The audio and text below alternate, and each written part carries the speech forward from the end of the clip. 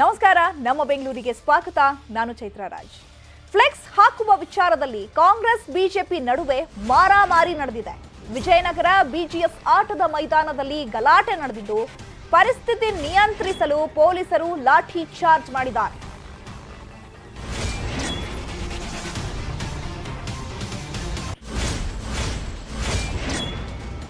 ಅನುಮತಿಯನ್ನ ಪಡೆದು ಫ್ಲೆಕ್ಸ್ ಹಾಕಲು ಬಂದಿದ್ದ ಕಾಂಗ್ರೆಸ್ ಕಾರ್ಯಕರ್ತರು ಈ ವೇಳೆ ಕಾರಿನಲ್ಲಿ ಬಂದಂತಹ ಟೀಮ್ನಿಂದ ಗಲಾಟೆ ಮಾಡಿದಂತಹ ಆರೋಪ ಕೇಳಿ ಬಂದಿದೆ. ಕಾರಿನಲ್ಲಿ ಪೆಟ್ರೋಲ್ ತಂದಿದ್ರು, ಪೊಲೀಸರು ಅವರನ್ನ ಬಿಟ್ಟು ಕಳುಹಿಸಿದ್ರು ಅನ್ನುವಂತಹ ಆರೋಪ ಸಹ ಕೇಳಿ ಬರ್ತಾ ಇದೆ. ಫ್ಲೆಕ್ಸ್ ಹಾಕುವ ವಿಚಾರದಲ್ಲಿ ಈಗ ಕಾಂಗ್ರೆಸ್ ಬಿಜೆಪಿ ನಡುವೆ ಮಾರಾಮಾರಿ ನಡೆದಿದೆ. ವಿಜಯನಗರ ಬಿಜಿಎಸ್ ಆಟದ ಮೈದಾನದಲ್ಲಿ ದೊಡ್ಡ ಗಲಾಟೆಯೇ ನಡೆದಿದೆ, ಹೈ ಡ್ರಾಮಾನೇ ನಡೆದಿದೆ. ಅಲ್ಲಿ ಪರಿಸ್ಥಿತಿ ನಿಯಂತ್ರಿಸಲು ಪೊಲೀಸರು ಅಲ್ಲಿ ಲಾಠಿ ಚಾರ್ಜ್ ಮಾಡಿದ್ದಾರೆ. ಮತ್ತೊಂದು ಕಡೆ ಈಗ ಕಾಂಗ್ರೆಸ್ ಕಾರ್ಯಕರ್ತರು ಪರ್ಮಿಷನ್ ತಗೊಂಡು ಬಂದಿದ್ರು ಫ್ಲೆಕ್ಸ್ ಹಾಕೋದಕ್ಕೆ. ಆದ್ರೆ ಈ ವೇಳೆ ಕಾರಿನಲ್ಲಿ ಬಂದಂತಹ ಕಾರ್ಯಕರ್ತರು ಗಲಾಟೆ ಮಾಡಿದ್ದಾರೆ ಅನ್ನುವಂತಹ ಆರೋಪ ಸಹ ಕೇಳಿ ಬರ್ತಾ ಇದೆ.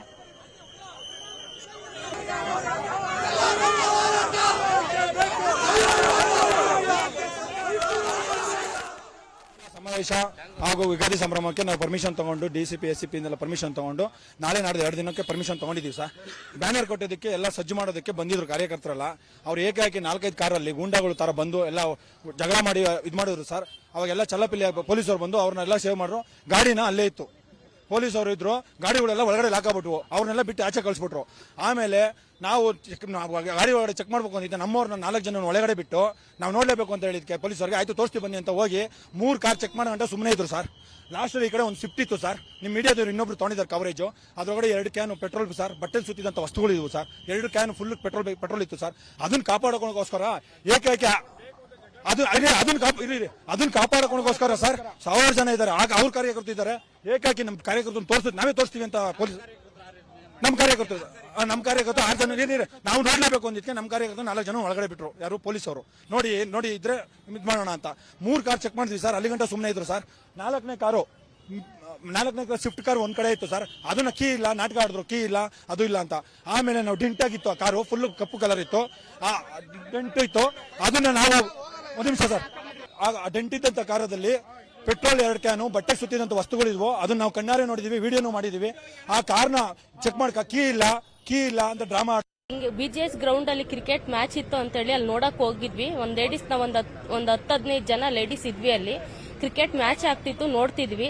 ಸಡನ್ ಆಗಿ ಬಂದ್ರು ಒಂದಿಷ್ಟು ಒಂದ್ ಗುಂಪು ಬಂತು. ಏನು ಕಿಲ್ಲಿದ್ದೀರಾ, ಏನ್ ಮಾಡ್ತಿದ್ದೀರಾ ಇಲ್ಲಿ ಅಂತ ಕೇಳಿದ್ವಿ. ನಾವ್ ಯಾಕೆ ಏನು ಅಂತ ಕೇಳಿದ್ಕೆ ಇಲ್ಲ 18-19 ನಾವು ಫಂಕ್ಷನ್ ಮಾಡ್ತಿದ್ವಿ, ಇಲ್ಲಿ ಯಾರು ಇರಬಾರ್ದು, ನಾವು ಕಾಂಗ್ರೆಸ್ ಅವರು ಎಂ ಕೃಷ್ಣಪ್ಪನ ಕಡೆಯವರು, ನಾವು ಇಲ್ಲಿರೋದು, ನೀವು ಇಲ್ಲಿ ಯಾರು ನಿಂತ್ಕೋಬಾರ್ದು, ನಾವು ಪ್ರೋಗ್ರಾಮ್ ಎಲ್ಲ ಮಾಡ್ತಿದ್ವಿ, ಹೋಗಿ ಅಂತ ಹೇಳಂದ್ರು. ಅದಕ್ಕೆ ನಾವ್ ಏನಕ್ಕೆ ಹೋಗ್ಬೇಕು, 18-19ಕ್ಕೆ ಪ್ರೋಗ್ರಾಮ್ ಇರೋದು, ನಮ್ಮನ್ನ ಇವಾಗ ಏನಕ್ಕೆ ಇಷ್ಟು ರ್ಯಾಶ್ ಆಗಿ ಹೋಗಿ ಅನ್ನಂದ್ರೆ ದಬ್ಬ ತರ ಬಂದ್ರು ಅವರು. ಅವಾಗ ನಾವು ಕೇಳಿದ್ವಿ ಏನಕ್ಕೆ ಹಿಂಗ್ ಮಾತಾಡ್ತಿದ್ದೀರಾ ಅಂತ. ಏನ್ ವಿ ಸೋಮಣ್ಣ ಅವ್ರು ಏನ್ ಕೆಲಸ ಮಾಡಿದ್ದಾರೆ, ಏನ್ ಅಭಿವೃದ್ಧಿ ಮಾಡಿದ್ದಾರೆ, ಹಂಗೆ ಹಿಂಗೆ ಅಂತೇಳಿ ಅವ್ರ ಬಗ್ಗೆ ಕೆಟ್ಟದಾಗ ಮಾತಾಡಕ್ ಶುರು ಮಾಡಿದ್ರು ಎಲ್ರು. ಅವಾಗ ನಾವ್ ಹೇಳಿದ್ವಿ ಇವಾಗ ಪ್ರೋಗ್ರಾಮ್ ಏನ್ ಮಾಡ್ತಿದ್ದೀರಾ ಬಿಜಿಎಸ್ ಗ್ರೌಂಡ್ ಅಲ್ಲಿ, ಅದನ್ನ ಕಟ್ಟಿರೋದೇ ಅವರು. ಅದು ಇಷ್ಟೊಂದು ಗೋವಿಂದರಾಜನಗರ ಕ್ಷೇತ್ರದಲ್ಲಿ ಇಷ್ಟೊಂದೆಲ್ಲ ಅಭಿವೃದ್ಧಿ ಮಾಡಿದ್ದಾರೆ, ಇಷ್ಟೆಲ್ಲ ಮಾಡಿದವ್ರಿಗೆ ನೀವ್ ಏನ್ ಮಾಡಿದಾರ ಅಂತ ಕೇಳ್ತಿದ್ದೀರಲ್ಲ, ನೀವು ಇದು ಸರಿರಾ ಅಂತ ಇಷ್ಟೇ ಅಂದಿದ್ದು. ಇವತ್ತು ಅವರ ಕಡೆನ ಆ ಕಡೆ ಗುಂಪಿನವರು ಇವತ್ತು ಅಲ್ಲಿ ಬಂಟಿಂಗ್ಸು ಮತ್ತೆ ಬ್ಯಾನರ್ ಅನ್ನ ಕಟ್ಟುವಂತ ಸಂದರ್ಭದಲ್ಲಿ ಇನ್ನೊಂದು ಗುಂಪಿನ ಜನರು ಬಂದು ಅಲ್ಲಿ ಗಲಾಟೆ ಪ್ರಾರಂಭ ಆಗುತ್ತೆ. ಆ ಗಲಾಟೆ ಸಂದರ್ಭದಲ್ಲಿ ಕೆಲವೊಂದಿಷ್ಟು ಜನ ಮಹಿಳೆಯರು ಕೂಡ ಇರ್ತಾರೆ. ಮತ್ತೆ ಎರಡು ಕಡೆ ಗುಂಪಿನವರು ಒಬ್ಬರ ಮೇಲೆ ಒಬ್ಬರು ಬಿದ್ದು ಗಲಾಟೆಯನ್ನು ಮಾಡ್ತಿರ್ಬೇಕಾದ್ರೆ ಪೊಲೀಸರು ಮಧ್ಯ ಪ್ರವೇಶಿಸಿ ಅವರನ್ನ ಗ್ರೌಂಡ್ನಿಂದ ಹೊರಗಡೆ ಕಳಿಸಿರ್ತಾರೆ. ಆ ಸಂದರ್ಭದಲ್ಲಿ ಹೊರಗಡೆ ಬಂದ ಮೇಲೂ ಕೂಡ ಇನ್ನೂ 2 ಗುಂಪಿನ ಕಡೆಯಿಂದ ಜನರು ಅಲ್ಲಿ ಸೇರಿಬಿಟ್ಟು ಗಲಾಟೆಯನ್ನ ಮಾಡ್ತಾ ಇರ್ತಾರೆ.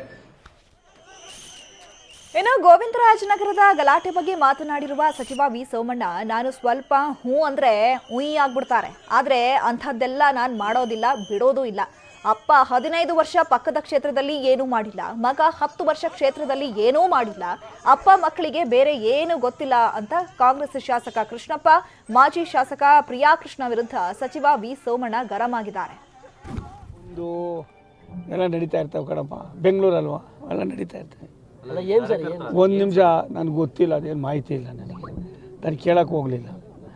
ಏನಾಗಿದೆ, ಧೃತಿಗೆಟ್ಟವ್ರೆ, ಅವ್ರಿಗೆ ಏನು ಮಾಡಿಲ್ಲ.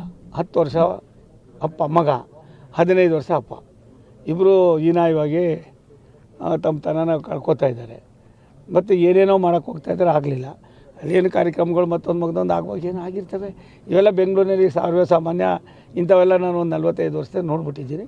ನಾನು ಅದ್ರ ಬಗ್ಗೆ ಗಾಯ ಆಗಿದೆ, ನಮ್ಮ ಕಾರ್ಯಕರ್ತರು ಮುಖಂಡರು ಹೋಗಿದ್ದಾರೆ, ಒಬ್ರಿಗೊಬ್ರಿಗಾರು ಅವ್ರಿಗೇನಾಗಿದೆ ತಡ್ಕೊಳಕ್ಕಾಗ್ತಾಯಿಲ್ಲ. ಪಕ್ಕದಲ್ಲೇ ಒಂದು 310 ಬೆಡ್ಡೆಡ್ ಆಸ್ಪತ್ರೆ ಆಗಿದೆ. ಹೆಂಗಿದೆ ಅಲ್ಲಿ ಹೋಗಿ ನೋಡಿದ್ರೆ ಒಂಥರ ಫಾರಿನ್ಗೆ ಹೋದಂಗೆ ಆಯ್ತದೆ. ಹಂಗಾದಾಗ ಒಂಚೂರು ಆಯ್ತದೆ. ಇವೆಲ್ಲ 1 ವರ್ಷದ ಪ್ರೀತಿ ಮದುವೆಯಾಗಿ 5 ದಿನ ಸಂಸಾರ. ಈಗ ಗಂಡ ಹೆಂಡತಿಯನ್ನ ಬಿಟ್ಟು ಎಸ್ಕೇಪ್ ಆಗಿದ್ದಾನೆ. ಹುಡುಗಿ ಬಿಡ್ತಾಳ ಗಂಡನ ಮನೆ ಮುಂದೆ ಬಂದು ನಿಂತಿದ್ದಾಳೆ. ಕೊನೆಗೆ ಏನಾಯ್ತು ನೀವೇ ನೋಡಿ. ನನಗೆ ಮದುವೆಯಾಗಿದೆ, ನನಗೆ ಗಂಡ ಬೇಕು ಅಷ್ಟೇ. 5 ದಿನ ಸಂಸಾರ ಮಾಡಿ ಹೋದ್ರೆ ನಾನೇನು ಮಾಡ್ಲಿ? ಸೊ ಮನೆಯಲ್ಲಿ ಇಲ್ದಿರ ಗಂಡಸು ಎಲ್ಲೋಗ್ತಾರೆ? ಏನೋ ಅವ್ರ ಮನೆಯವ್ರ ರೆಸ್ಪಾನ್ಸಿಬಲ್. ಗೊತ್ತಿಲ್ಲ ನನಗೆ ಎಲ್ಲೋದ್ರೆ ಏನು ಮಾಡೋದೋ ಗೊತ್ತಿಲ್ಲ. ಮತ್ತೆ ನಾಳೆ ದಿವಸ ಏನಾರ ಹೆಚ್ಚು ಕಮ್ಮಿ ಆಗಿ ಅದನ್ನು ನನ್ನ ತಲೆ ಮೇಲೆನೇ ಹಾಕಕ್ಕೆ ಇವರು ಇಂಥ ರೆಸ್ಪಾನ್ಸ್ ಮಾಡ್ಬೇಕಂತಂದ್ರೆ ನಾನು ಏನು ಮಾಡೋಕ್ಕಾಗುತ್ತೆ? ಬೆಂಗಳೂರಿನ ಕೆಆರ್ಪುರಂ ನಿವಾಸದ ಎದುರು ಧರಣಿ ಅನ್ನೋ ಯುವತಿ ತನ್ನ ಗಂಡ ಬೇಕು ಅಂತ ಪ್ರತಿಭಟಿಸಿದ್ದಾರೆ. ಪೊಲೀಸ್ ಠಾಣೆಗೆ ಹೋದ್ರೂ ದೂರು ತೆಗೆದುಕೊಳ್ತಿಲ್ಲ. ಮನೆಯವರು ಸರಿಯಾಗಿ ಪ್ರತಿಕ್ರಿಯೆ ಕೊಡ್ತಿಲ್ಲ. ಸಂಘಟನೆಯವರ ಬಳಿ ಹೋದ್ರೆ ನನ್ನ ಬಗ್ಗೆಯೇ ಕೆಟ್ಟದಾಗಿ ಮಾತನಾಡಿಸ್ತಾರೆ. ನನಗೆ ನ್ಯಾಯ ಸಿಗ್ತಿಲ್ಲ, ಜಾತಿ ಬೇರೆ ಅನ್ನೋ ಕಾರಣದಿಂದ ಹೀಗೆ ಮಾಡ್ತಿದ್ದಾರೆ ಅಂತ ದೂರಿದ್ದಾರೆ. ನಾನು 1 ವರ್ಷದಿಂದ ಒಬ್ಬನ ಇಷ್ಟಪಟ್ಟು ಪ್ರೀತಿ ಮಾಡಿ ಮದುವೆ ಮಾಡ್ಕೊಂಡಿದ್ದೀನಿ. ಈಗ ಅವ್ರ ಮನೆ ಕ್ಯಾಸ್ಟ್ ಅವರಿಂದ ಕ್ಯಾಸ್ಟ್ ಪ್ರಾಬ್ಲಮ್ ಇಂದ ನಮ್ಮನ್ನ ಬಿಡಿಸಿಟ್ಟಿದ್ದಾರೆ. ಸೊ ಅದಕ್ಕೋಸ್ಕರ ಅವರು ಸಹ ಬೇಡ ಅಂತ ಹೇಳ್ತಿದ್ದಾರೆ. ಹಲಸೂರಿನ ಧರಣಿ ಹಾಗೂ ಕೆಆರ್ಪುರಂನ ಸುರೇಶ್ ಕಳೆದ 1 ವರ್ಷದಿಂದ ಪ್ರೀತಿ ಮಾಡಿದ್ರಂತೆ. ಈ ವಿಚಾರ ಕುಟುಂಬಸ್ಥರು ಸ್ನೇಹಿತರಿಗೂ ಗೊತ್ತಿತ್ತಂತೆ. ಆದ್ರೆ ಜಾತಿ ಬೇರೆ ಅನ್ನೋ ಕಾರಣಕ್ಕೆ ಮದುವೆಗೆ ವಿರೋಧಿಸಿದ್ರಿಂದ ಕನಕಪುರದ ಕಬ್ಬಾಳಮ್ಮ ದೇವಸ್ಥಾನದಲ್ಲಿ ಮದುವೆಯಾಗಿ ಚೆನ್ನೈನಲ್ಲಿ 5 ದಿನ ಸಂಸಾರ ಮಾಡಿದ್ರಂತೆ. ಫೋನ್ ಮಾಡಿ ನಿಮಗೆ ಏನು ಸಮಸ್ಯೆ ಮಾಡಲ್ಲ, ವಾಪಸ್ ಬನ್ನಿ ಅಂತ ಕರೆಸಿ ಈಗ ನನ್ನಿಂದ ನನ್ನ ಗಂಡನನ್ನು ದೂರ ಮಾಡಿದ್ದಾರೆ ಅನ್ನೋದು ಯುವತಿ ಧರಣಿ ಆರೋಪ. ಸೊ ಅವ್ರ ಮನೆ ಕಡೆ ಹೋದ್ರೆ ಏನಕ್ಕೆ ಬಂದೆ ನೀನು, ಯಾರು ಏನು ಎತ್ತ ಅಂತೆಲ್ಲ ಕೇಳ್ಬೇಕಂದ್ರೆ ನಾನು ಎಲ್ಲಿ ಹೋಗ್ಲಿ ಅಂತ ನನಗೆ ಗೊತ್ತಿಲ್ಲ. ಸೊ ಇದನ್ನ ಬಿಟ್ಬಿಟ್ಟು ನನ್ನ ಜೀವನ ರೂಪಿಸ್ಕೊಳ್ಳೋಕೆ ನಂಗೆ ದಾರಿ ಗೊತ್ತಿಲ್ಲ. ಅದಕ್ಕೋಸ್ಕರ ನನ್ ಗಂಡ ಬೇಕು, ನನ್ನ ಜೀವನ ಮಾಡ್ಬೇಕು ಅಂತ ಹೇಳ್ಬಿಟ್ಟು ಇಲ್ಲಿವರೆಗೂ ನಾನು ಬಂದಿದ್ದೀನಿ. ಮದುವೆ ಆಗಿರುವ ಫೋಟೋ ಇದೆ, ಜೊತೆಯಲ್ಲಿ ಸುತ್ತಾಡಿರೋ ಫೋಟೋಗಳು ಇವೆ. ಆದ್ರೆ ಇವೆಲ್ಲ ಶಾರ್ಟ್ ಮೂವಿಗೆ ತೆಗೆದಿದ್ದು ಅಂತಿದ್ದಾರೆ. ಮದುವೆ ಆಗಿರೋದು ಕೂಡ ಶಾರ್ಟ್ ಮೂವಿಗೆ ಅಂತಿದ್ದಾರೆ. ನನ್ನ ಬಳಿ ಯೂಟ್ಯೂಬ್ ಚಾನೆಲ್ ಇಲ್ಲ, ಇನ್ಸ್ಟಾಗ್ರಾಮ್ನಲ್ಲೂ ನನಗೆ ಹೆಚ್ಚು ಫಾಲೋವರ್ಸ್ ಇಲ್ಲ, ವಿಡಿಯೋ ಯಾಕೆ ಮಾಡಲಿ ಅಂತಿದ್ದಾಳೆ ಧರಣಿ. ನನ್ನ ಹತ್ರ ಯಾವ್ದು ಯೂಟ್ಯೂಬ್ ಚಾನೆಲ್ ಇಲ್ಲ, ನಾನು ಅಂತ ಪಬ್ಲಿಕ್ ಫಿಗರು ಅಲ್ಲ. ಸೊ ನನ್ನ ಹತ್ರ ಇಟ್ಕೊಂಡಿರೋ ಇನ್ಸ್ಟಾಗ್ರಾಮ್ ಅಲ್ಲಿ ಒಂದು 20 ಜನ, ಅದು ಫ್ರೆಂಡ್ಸ್ ಏನೇ ಇರೋರು. ಅದು 1 ಲೈಕ್ 2 ಲೈಕ್ ಬರೋದೇ ದೊಡ್ಡ. ನನ್ನ ಹ್ಯಾಪಿನೆಸ್ಗೋಸ್ಕರ ಅಷ್ಟೇನೆ ಇನ್ಸ್ಟಾನಲ್ಲಿ ರೀಲ್ಸ್ ಮಾಡ್ತಾ ಇದ್ದೆ ಹೊತ್ತು ಇದನ್ನೆಲ್ಲ ರೀಲ್ಸ್ ಅಂತ ರೀಲ್ಸ್ ವರ್ಗೂ ಕಟ್ಟಿಸ್ಬಿಟ್ಟಿದ್ದಾರೆ. ರಿಷಿ ಅಂತ ಹೇಳಿ ಧರಣಿಯನ್ನು ಸುರೇಶ್ ಮದುವೆಯಾಗಿದ್ದಾನೆ. ಇದೀಗ ನ್ಯಾಯ ಕೇಳೋಕೆ ಹೋದ್ರೆ ಕೊಲೆ ಬೆದರಿಕೆ ಹಾಕ್ತಿದ್ದಾರೆ. ನಾವು ದೂರು ಕೊಡೋದಕ್ಕೆ ಹೋದ್ರೆ 10-20 ಜನರು ಸ್ಟೇಷನ್ಗೆ ಬರ್ತಾರೆ. ಹುಡುಗನ ಜೊತೆಗೆ ಮಾತನಾಡೋದಕ್ಕೆ ಅವಕಾಶವನ್ನೇ ಕೊಡ್ತಿಲ್ಲ ಅಂತ ಸಹೋದರ ದೂರಿದ್ದಾರೆ. ಅವ್ರು ಕಮ್ಮಿ ಅಂದ್ರೆ 25 ಜನ 30 ಜನ ಬರ್ತಾರೆ. ಇನ್ನೊಂದೇನಂದ್ರೆ ಆ ಹುಡುಗನ್ನ ಡೈರೆಕ್ಟ್ ಆಗಿ ನಮ್ಮ ಹತ್ರ ಮಾತಾಡಕ್ಕೆ ಬಿಡ್ತಿಲ್ಲ. ಅವರು ಏನೋ ಹೆಣ್ಮಗುನ ಪ್ರೊಟೆಕ್ಟ್ ಮಾಡೋ ತರ ಸುತ್ತು ತಿರುಗಿನೂ ಒಂದು ಕಮ್ಮಿ ಅಂದ್ರೆ ಒಂದು 25 ಜನ 30 ಜನ ನಿಂತ್ಕೊಂತಾರೆ. ಯುವತಿ ಕೇಳ್ತಿರೋ ಪ್ರಶ್ನೆಯಲ್ಲಿ ನ್ಯಾಯವಿದೆ. ಆದ್ರೆ ಯುವಕ ಸುರೇಶ್ ಕುಟುಂಬಸ್ಥರು ಮಾತ್ರ ಯಾವುದೇ ಮಾಹಿತಿ ನೀಡಿಲ್ಲ. ಪೊಲೀಸರು ದೂರು ದಾಖಲು ಮಾಡಿಕೊಳ್ತಿಲ್ಲ ಅನ್ನೋ ಆರೋಪ ಕೂಡ ಕೇಳಿ ಬಂದಿದೆ. ವರ್ಷದ ಪ್ರೀತಿ 5 ದಿನಕ್ಕೆ ಕಡಿಮೆ ಆಗಿದ್ಯಾಕೆ ಅನ್ನೋದನ್ನ ಹುಡುಗನೇ ಹೇಳಬೇಕಿದೆ. Gangadhar Vakata, crime bureau, news 18. ದೇವರು ಅಂದ್ರೆ ಯಾರು ತಾನೇ ನಂಬಲ್ಲ, ಎಲ್ಲರೂ ನಂಬಿಕೊಳ್ತಾರೆ. ಇಲ್ಲೂ ಕೂಡ ಜನರನ್ನ ನಂಬಿಸಿ ದೋಖ ಮಾಡಿದ್ದಾರೆ. ಅದರಲ್ಲೂ ಕೆಲವೊಂದು ಚಮತ್ಕಾರಗಳನ್ನು ಮಾಡಿ ತೋರಿಸ್ತಾರೆ. ಆ ಚಮತ್ಕಾರ ಏನು ನೀವೇ ನೋಡಿ. ಸಾಲಿಗ್ರಾಮದ ಹೆಸರಲ್ಲಿ 2 ಕೋಟಿಗೆ ಡೀಲ್. ವಿಷ್ಣುವಿನ ಪ್ರತಿರೂಪ 100 ಶಿವಲಿಂಗಕ್ಕೆ ಸಮ. ಹಿಂದೂ ಸಂಪ್ರದಾಯದಲ್ಲಿ 100 ಶಿವಲಿಂಗಗಳನ್ನ ಪೂಜಿಸುವುದರ ಬದಲು 1 ಸಾಲಿಗ್ರಾಮ ಪೂಜಿಸಿದ್ರೆ ಸಾಕು ಅನ್ನೋ ಪ್ರತೀತಿ ಇದೆ. ಆದರೆ ಈ ನಂಬಿಕೆಯನ್ನೇ ಬಂಡವಾಳ ಮಾಡಿಕೊಂಡು ಜನರಿಗೆ ಮಕ್ಮಲ್ ಟೋಪಿ ಹಾಕಲು ಹೊರಟಿದ್ದ ಇಬ್ಬರನ್ನ ಸಿಸಿಬಿ ಪೊಲೀಸರು ಬಂಧಿಸಿದ್ದಾರೆ. ಸಾಲಿಗ್ರಾಮ ವಿಷ್ಣುವಿನ ಪ್ರತಿರೂಪ. 100 ಶಿವಲಿಂಗಗಳ ಪೂಜೆಗಿಂತ 1 ಸಾಲಿಗ್ರಾಮ ಪೂಜೆ ಲೇಸು. ವಜ್ರಕೀಟ ವಾಸಿಸುವ ಪವಿತ್ರ ಕಲ್ಲು. ಹೀಗೆ ಸಾಲಿಗ್ರಾಮ ಕಲ್ಲಿಗೆ ಹಿಂದೂಗಳಲ್ಲಿ ನಂಬಿಕೆ ಇದೆ. ನೇಪಾಳದ ಗಂಡಕಿ ನದಿಯಲ್ಲಿ ಯಥೇಚ್ಛವಾಗಿ ದೊರಕುವ ಈ ಕಲ್ಲನ್ನ ಅದೃಷ್ಟದ ಕಲ್ಲು ಎಂದು ಬಿಂಬಿಸಿ 2 ಕೋಟಿಗೆ ಮಾರಲು ಯತ್ನಿಸಿದ್ದಾರೆ ಮನೋಜ್ ಹಾಗೂ ಆದಿತ್ಯ ಸಾಗರ್. ಏನು ಆರಂಭದಲ್ಲಿ 5 ಕೋಟಿ ಅಂತ ಹೇಳಿದ್ರು, ಅದನ್ನ 2 ಕೋಟಿಗೆ ಇವರು ಡಿಸ್ಕಸ್ ಮಾಡಿದಾಗ ಅವರು ಮಾರಾಟ ಮಾಡಲಿಕ್ಕೆ ಪ್ರಯತ್ನ ಮಾಡಿದ್ದಾರೆ. 2 ಶಾಲಿಗ್ರಾಮ ಸ್ಟೋನ್ಸ್ ಗುಜರಾತಲ್ಲಿ ಒಂದು ನದಿಯಲ್ಲಿ ಪತ್ತೆ ಮಾಡಿ. ಈ ಸಾಲಿಗ್ರಾಮ ಕಲ್ಲು ಮನೆಯಲ್ಲಿದ್ದರೆ ರೋಗ ರುಜಿನಗಳು ಬರಲ್ಲ. ವಜ್ರ ಕೀಟ ವಾಸಿಸುವ ಸಾಲಿಗ್ರಾಮವಾದರೆ ಇದು ಸಾಧ್ಯ ಎನ್ನಲಾಗುತ್ತೆ. ಆದರೆ ಇದನ್ನೇ ಬಂಡವಾಳ ಮಾಡಿಕೊಂಡು ಹಲವರು ವಜ್ರಕೀಟ ಓಡಾಡಿದಂತೆ ಕಲ್ಲಿನ ಮೇಲೆ ಕೃತಕವಾಗಿ ಚಿತ್ರಿಸಿ ಮಾರಾಟ ಮಾಡುವುದು ಕೂಡ ಸರ್ವೇ ಸಾಮಾನ್ಯವಾಗಿದೆ. ಮಹಾರಾಷ್ಟ್ರ ಮೂಲದ ಮನೋಜ್ ಹಾಗೂ ಆದಿತ್ಯ ಸಾಗರ್ ಗೋಮತಿ ನದಿಯಿಂದ ತಂದ ಕಲ್ಲನ್ನ ನಿಜವಾದ ಸಾಲಿಗ್ರಾಮ ಎಂದು ನಂಬಿಸಿ 2 ಕೋಟಿಗೆ ವ್ಯಕ್ತಿಯೊಬ್ಬರಿಗೆ ಮಾರಾಟ ಮಾಡಲು ಯತ್ನಿಸಿದ್ದರು. ಖಚಿತ ಮಾಹಿತಿ ಸಂಗ್ರಹಿಸಿದ ಸಿಸಿಬಿ ಅಧಿಕಾರಿಗಳು ಅವರನ್ನ ಬಂಧಿಸಿದ್ದಾರೆ. ಅವರು ಮಾರಾಟ ಮಾಡಲಿಕ್ಕೆ ಬಂದಾಗ ನಮ್ಮ ತಂಡ ಇಬ್ಬರನ್ನ ವಶಪಡಿಸಿಕೊಂಡು ಅವ್ರ ಮೇಲೆ ದೂರು ದಾಖಲು ಮಾಡಿ ಮುಂದಿನ ಕಾನೂನು ಪ್ರಕಾರ ಕ್ರಮ ನಡೀತಾರೆ. ಇವರು ಮೂಲತಃ ಮಹಾರಾಷ್ಟ್ರದಿಂದ ಇಲ್ಲಿ ಬಂದಿರುವಂಥದ್ದು. ಇಲ್ಲಿ ಪ್ರಾಸ್ಪೆಕ್ಟಿವ್ ಕೆಲವು ಕಸ್ಟಮರ್ಸ್ಗಳಿಗೆ ಮಾರಾಟ ಮಾಡಲಿಕ್ಕೆ ಬಂದಿದ್ರು. ಆ ಕಸ್ಟಮರ್ಸ್ ಮುಖಾಂತರ ನಮಗೆ ಮಾಹಿತಿ ಬರುತ್ತೆ. ನಂಬಿಕೆ ಮೇಲೆ ಜಗತ್ತು ನಡೆಯುತ್ತದೆ ಅನ್ನೋದು ಸರಿ, ಆದರೆ ನಂಬಿಕೆಯನ್ನೇ ಬಂಡವಾಳ ಮಾಡಿಕೊಂಡು ಮೋಸ ಮಾಡುವ ಜನರ ಬಗ್ಗೆ ಎಚ್ಚರಿಕೆಯೂ ಇರಬೇಕು. ಹಣ ಸಂಪಾದನೆ ಮಾಡೋದು ಎಷ್ಟು ಮುಖ್ಯವೋ ವಂಚಕರ ಜಾಲದಲ್ಲಿ ಬೀಳದೇ ಇರೋದು ಕೂಡ ಅಷ್ಟೇ ಮುಖ್ಯ. ಮಂಜುನಾಥ್ ಚಂದ್ರ, ಕ್ರೈಮ್ ಬ್ಯೂರೋ, ನ್ಯೂಸ್ 18, ಬೆಂಗಳೂರು. ಬಿಜೆಪಿಯನ್ನ ಟೀಕಿಸುವ ಭರದಲ್ಲಿ ಶಾಸಕ ಎನ್ಎ ಹ್ಯಾರಿಸ್ ಎಡವಟ್ಟು ಮಾಡಿಕೊಂಡಿದ್ರು. ಕರಗ ಬಗ್ಗೆ ಲಘು ಹೇಳಿಕೆ ನೀಡಿದ್ದು ತಿಗಳ ಸಮುದಾಯದ ಆಕ್ರೋಶಕ್ಕೆ ಕಾರಣವಾಗಿತ್ತು. ಕೊನೆಗೆ ಏನಾಯ್ತು ನೋಡಿ. ಹಬ್ಬಕ್ಕೆ ಕರಗ ಟೈಮಲ್ಲೆಲ್ಲ ಹಾಕೊಂಡು ಬರ್ತಾರೆ, ಆ ತರ ಇವರು ಈಗ ಬಂದು ಓಡಾಡ್ತಾ ಇರೋದು. ಶಾಸಕ ಹ್ಯಾರಿಸ್ ವಿರುದ್ಧ ತಿಗಳ ಸಮುದಾಯ ಕೆಂಡಾಕ್ರೋಶ. ಧರ್ಮರಾಯಸ್ವಾಮಿ ದೇವಸ್ಥಾನದಲ್ಲಿ ಕ್ಷಮೆ ಕೇಳಿದ ಶಾಸಕ. ವಿಧಾನಸಭಾ ಚುನಾವಣೆ ತಯಾರಿ ಮಾಡಿಕೊಳ್ತಾ ಇರುವಂತಹ ಆಕಾಂಕ್ಷಿಗಳು ಈಗಾಗಲೇ ಪ್ರಚಾರವನ್ನ ಶುರು ಮಾಡಿದ್ದಾರೆ. ಇದೇ ರೀತಿ ಕಾಂಗ್ರೆಸ್ನ ಕಾರ್ಯಕ್ರಮ ಒಂದರಲ್ಲಿ ಬಿಜೆಪಿ ಟೀಕಿಸುವಂತ ಭರದಲ್ಲಿ ಶಾಸಕ ಎನ್ಎ ಹ್ಯಾರಿಸ್ ಕರಗದ ರೀತಿ ನಾಟಕ ಆಡ್ತಾರೆ ಅಂತ ಹೇಳಿದ್ರು. ಸುಮ್ಮನೆ ಬಂದು ನಾಟಕ ಮಾಡ್ತಾರೆ. ಈಗ ಟೈಮ್ ಇದು ನಾಟಕಕ್ಕೆ 1-2 ತಿಂಗಳು. ಆ ಹಬ್ಬಕ್ಕೆ ಕರಗ ಟೈಮಲ್ಲೆಲ್ಲ ಹಾಕೊಂಡು ಬರ್ತಾರೆ, ಆ ತರ ಇವರು ಈಗ ಬಂದು ಓಡಾಡ್ತಾ ಇರೋದು. ಶಾಸಕ ಹ್ಯಾರಿಸ್ ಮಾತಿಗೆ ಟೀಕೆಗಳು ವ್ಯಕ್ತವಾದ ಹಿನ್ನೆಲೆಯಲ್ಲಿ ಶಾಸಕ ಹ್ಯಾರಿಸ್ ಕ್ಷಮೆಯನ್ನ ಕೇಳಿದ್ರು. ಸಾಮಾಜಿಕ ಜಾಲತಾಣಗಳಲ್ಲಿ ಕ್ಷಮೆ ಕೇಳಿದ್ರೂ ಕೂಡ ಜನ ಮಾತ್ರ ಸಮಾಧಾನ ಆಗಿರಲಿಲ್ಲ. ಅಂತಿಮವಾಗಿ ಧರ್ಮರಾಯಸ್ವಾಮಿ ದೇವಸ್ಥಾನಕ್ಕೆ ಭೇಟಿ ನೀಡಿದಂತ ಶಾಸಕ ಹ್ಯಾರಿಸ್ ದೇವರು ಹಾಗೂ ಜನರ ಎದುರಲ್ಲಿ ಕ್ಷಮೆಯನ್ನ ಕೇಳಿದ್ದಾರೆ. ದೇವರ ಮೇಲೆ ನನಗೆ ಅಪಾರ ಭಕ್ತಿ ಗೌರವವಿದೆ. ಧರ್ಮರಾಯಸ್ವಾಮಿ ದೇವಾಲಯದಲ್ಲಿ ನಾನು ಕ್ಷಮೆ ಕೇಳಿದ್ದೇನೆ ಅಂತ ಹೇಳಿದ್ದಾರೆ.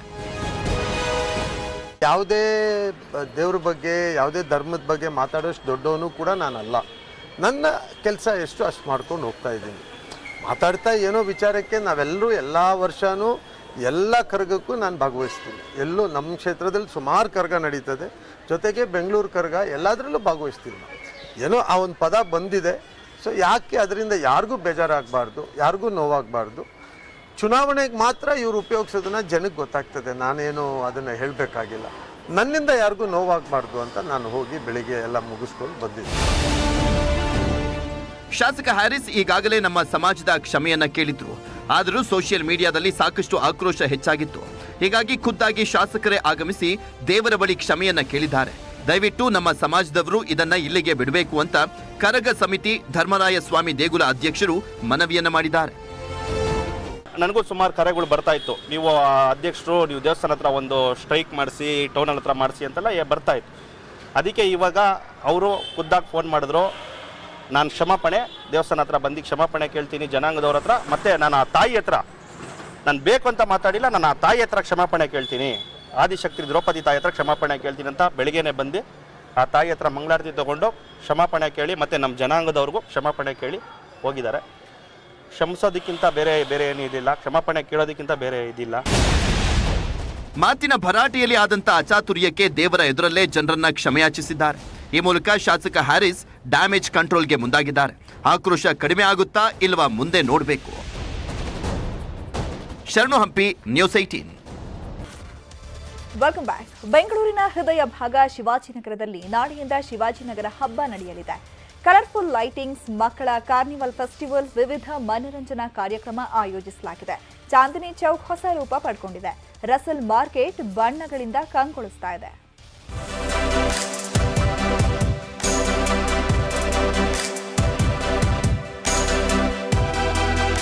ಶಿವಾಜಿನಗರ ಅಂದ್ರೆ ಸಾಕು ಎಲ್ರಿಗೂ ನೆನಪಾಗೋದು ಇತಿಹಾಸ ಪ್ರಸಿದ್ಧ ಚಾಂದಿನಿ ಚೌಕ್. ರಸೆಲ್ ಮಾರ್ಕೆಟ್, ಜಿಗಿಜಿಗಿ ಅನ್ನೋ ಜನ, ವ್ಯಾಪಾರ ವಹಿವಾಟು ಇಲ್ಲಿನ ಚಿತ್ರಣ. ಆದ್ರೆ ಇನ್ಮುಂದೆ ಈ ಚಿತ್ರಣ ಬದಲಾಗಿ ಶಿವಾಜಿನಗರದ ರಸಲ್ ಮಾರ್ಕೆಟ್, ಚಾಂದಿನಿ ಚೌಕ್ ಕಂಗೊಳಿಸಲಿವೆ.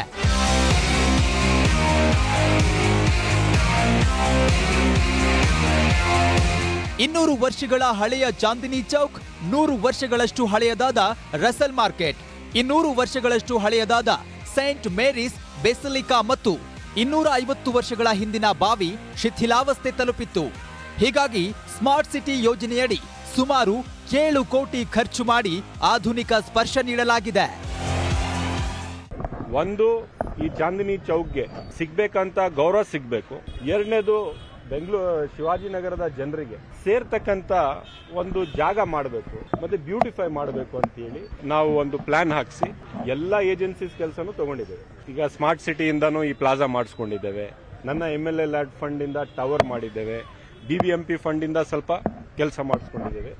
ಎಲ್ಲ ಸೇರಿ ಇದೊಂದು ಸುಂದರವಾದಂತ ಒಂದು ಅರ್ಬನ್ ಪ್ಲಾಜಾ ಅನ್ನು ತಯಾರು ಮಾಡಿದ್ದೇವೆ.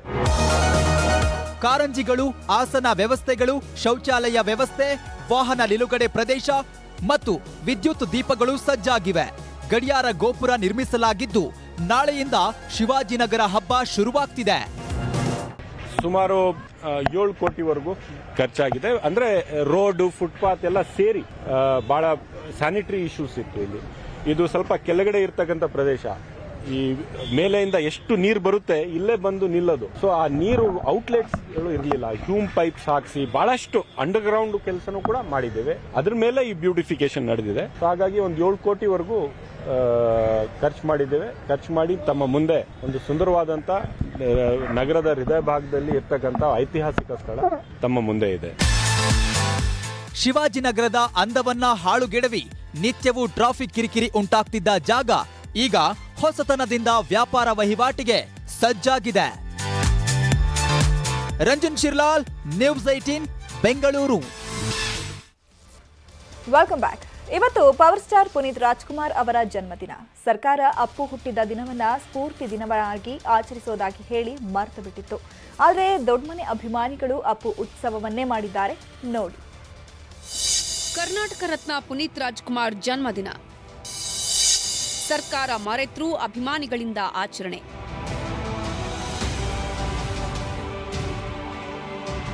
ಕರ್ನಾಟಕ ರತ್ನ ಡಾಕ್ಟರ್ ಪುನೀತ್ ರಾಜ್ಕುಮಾರ್ ಜನ್ಮದಿನ. ಅಪ್ಪು ಇಲ್ಲದಿದ್ರೂ 49ನೇ ವರ್ಷದ ಹುಟ್ಟುಹಬ್ಬದ ಸಂಭ್ರಮವನ್ನ ಜನ ಕಂಠೀರವ ಸ್ಟುಡಿಯೋ ಬಳಿ ಆಚರಿಸಿದ್ರು. ರಾಜ್ ಕುಟುಂಬಸ್ಥರು ಅಪ್ಪು ಸಮಾಧಿಗೆ ಪೂಜೆ ಸಲ್ಲಿಸಿದ್ರು. ರಾಜ್ಯದ ಮೂಲೆ ಮೂಲೆಗಳಿಂದ ಆಗಮಿಸಿದ ಅಭಿಮಾನಿಗಳು ಪೂಜೆ ಸಲ್ಲಿಸಿ ಆಚರಣೆ ಮಾಡಿದ್ರು.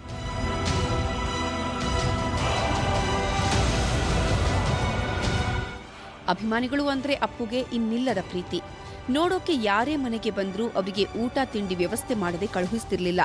ಇದರಿಂದ ಸ್ಫೂರ್ತಿ ಪಡೆದ ಪವರ್ ಫ್ಯಾನ್ಸ್ ಯುವರತ್ನನ ಹುಟ್ಟುಹಬ್ಬಕ್ಕೆ ಸ್ಮಾರಕದ ಬಳಿ ಅಭಿಮಾನಿಗಳಿಗೆ ಊಟದ ವ್ಯವಸ್ಥೆ ಮಾಡಿಸಿದ್ರು.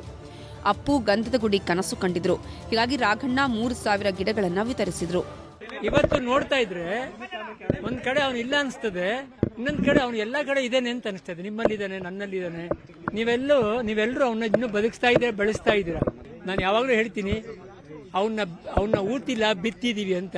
100,000 ಅಪ್ಪುಗಳು ಬರ್ತಾ ಇದ್ದಾರೆ, ಬೆಳೀತಾ ಇದ್ದಾರೆ. ಎಲ್ರಿಗೂ ಒಂದು ಸೇವೆ ಮಾಡಬೇಕು ಅಂತ ಮನೋಭಾವನೆ ಹುಟ್ಟಿಸ್ತಾ ಇದ್ದಾನೆ. ಇದೆಲ್ಲ ನಿಮ್ಗಳಿಂದ. ಅಪ್ಪು ಮೇಲಿನ ಅಭಿಮಾನಕ್ಕೆ ಬಳ್ಳಾರಿಯಿಂದ ಅಪ್ಪುವಿನ ಸಮಾಧಿಯ ಜಾಗಕ್ಕೆ 19 ದಿನದ ಹಸುಗೂಸನ್ನು ಕರೆದುಕೊಂಡು ಬಂದ ದಂಪತಿ ಮಗುವಿಗೆ ಅಪ್ಪು ಅಂತ ಹೆಸರಿಟ್ಟು ಸಂಭ್ರಮಿಸಿದ್ರು. ಬಳ್ಳಾರಿಯಿಂದ ಬಂದಿದ್ದ 3 ದಿವ್ಯಾಂಗರು ಅಪ್ಪು ಸಮಾಧಿಗೆ ಪುಷ್ಪ ನಮನ ಸಲ್ಲಿಸಿದ್ರು. ಇನ್ನು ಕಡ್ಲೆಪುರಿ ಹಾರ ತಂದಿದ್ದ ಅಪ್ಪು ಅಭಿಮಾನಿ ಸಮಾಧಿಗೆ ಅರ್ಪಿಸಿದ್ರು.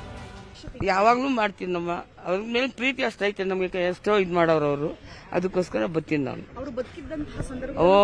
ರಾಜ್ಕುಮಾರ್ ಮನೆ ಸತ್ತಾಗ್ಲಿಂದಾನು 1 ವರ್ಷ ತಪ್ಪಿಸಿಲ್ಲ, ಅವಾಗ್ಲಿಂದಾನು ಬರ್ತಾನೆ ಇದ್ದೀವಿ. ಸೊ ನಮ್ಮನೆ ದೇವ್ರ ಗುರು ಅವರು.